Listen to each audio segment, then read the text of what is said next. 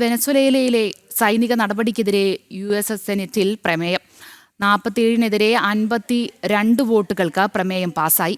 5 Republican അംഗങ്ങൾ പ്രമേയത്തിന് അനുകൂലമായി വോട്ട് ചെയ്തു. അന്തിമമായി പ്രമേയം അംഗീകരിക്കുന്നതിന് അടുത്ത ആഴ്ച വീണ്ടും വോട്ടെടുപ്പ് നടക്കും. പ്രമേയം പ്രസിഡന്റ് അംഗീകാരം നൽകാനുള്ള സാധ്യതയില്ലെന്നാണ് റിപ്പോർട്ടുകൾ. എങ്കിലും വെനസ്വേലയ്ക്ക് എതിരായ നീക്കങ്ങൾ അമേരിക്കയിൽ ആഭ്യന്തര എതിർപ്പ് വ്യക്തമാക്കുന്നതായാണ് പ്രമേയം. ഐസൺ ജോസ് ചേരുന്നുണ്ട്. വീണ്ടും വിശദാംശങ്ങൾ പങ്കുവയ്ക്കാൻ ഐസൺ പറഞ്ഞോളൂ.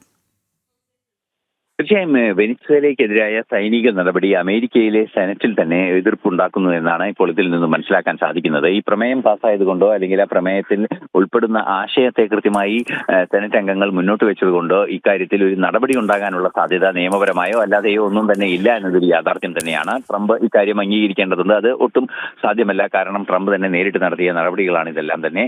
4 ദിവസമായി ആലോചിച്ച് നടപ്പാക്കിയ നടപടിയാണ് വെനസ്വേലയിലേത് എന്ന് കൃത്യമായി ട്രംപ് ഈ സംഭവം ഉണ്ടായതിനു ശേഷം നടന്ന വാർത്താ സമ്മേളനത്തിൽ തന്നെ അറിയിച്ചിരുന്നു. അതുകൊണ്ട് തന്നെ ഒരു യുദ്ധ നിയന്ത്രണത്തിനുള്ള സാധ്യത അല്ലെങ്കിൽ യുദ്ധത്തെ അമേരിക്ക മുന്നോട്ട് വയ്ക്കുന്ന യുദ്ധസമാപത്തെ നിയന്ത്രിക്കുന്നതിനുള്ള സാധ്യത വളരെ കുറവാണ് എന്നൊരു യാഥാർത്ഥ്യം നിലനിൽക്കുന്നുണ്ട്. ഈ ഒരു പശ്ചാത്തലത്തിലാണ് ഈ സെനറ്റിൽ ഈ പ്രമേയം വരികയും 52 വോട്ടുകൾ നേടി 47-നെതിരെ 52 വോട്ടുകൾ നേടി പ്രമേയം പാസ്സാവുകയും ചെയ്തത്. ഇതിൽ ഏറ്റവും പ്രധാനപ്പെട്ട ഘടകം എന്ന് പറയുന്നത് 5 റിപ്പബ്ലിക്കൻ അംഗങ്ങൾ പ്രമേയത്തിന് അനുകൂലമായി വോട്ട് ചെയ്തു എന്നാണ്. അതായത് റിപ്പബ്ലിക്കൻ പാർട്ടിയിൽ പോലും ഇത്തരത്തിൽ നീക്കങ്ങൾ നടത്തുന്നതിനെതിരായ നിലപാടുകളുണ്ട് എന്നാണ് മനസ്സിലാക്കാൻ സാധിക്കുന്നത്. പക്ഷേ ഇതൊരു പ്രാഥമിക വോട്ടെടുപ്പ് അല്ലെങ്കിൽ ഒരു പൊതു പ്രമേയം മാത്രമായാണ് കണക്കാക്കുന്നത്. ഈ പ്രമേയം വീണ്ടും തുടർ ചർച്ചകൾ നടത്തി വീണ്ടും US പ്രതിനിധി സഭ ഉൾപ്പെടെ ഇക്കാര്യം ചർച്ച നടത്തുന്നത് ഉൾപ്പെടെയുള്ള വിഷയങ്ങളിലേക്ക് പ്രമേയത്തിന്റെ ശക്തീകരണം നടത്തുന്നതിനുള്ള നീക്കങ്ങൾ നടത്തുന്നത് അടുത്ത ആഴ്ചയായിരിക്കും. എന്നാലും ഇക്കാര്യം US കോൺഗ്രസ് പാസ്സാക്കിയാലും ഇക്കാര്യത്തിൽ ട്രംപ് അനുകൂലമായ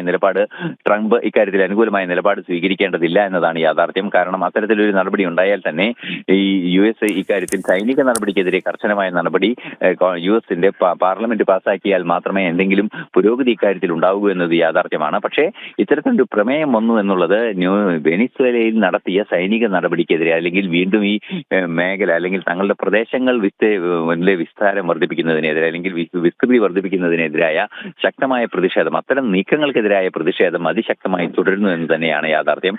ആ യാഥാർത്ഥ്യത്തിന്റെ അടിസ്ഥാനത്തിലാണ് ഇപ്പോൾ 52 വോട്ടുകൾ നേടി 47-നെതിരെ പ്രമേയം പാസ്സാവുകയും ചെയ്തിരിക്കുന്നത്. US സെനറ്റിലാണ് പ്രമേയം പാസ്സായിരിക്കുന്നത്. ശരി, ഐസൺ ജോസാണ് വിശദമായ വിവരങ്ങൾ പങ്കുവച്ചത്.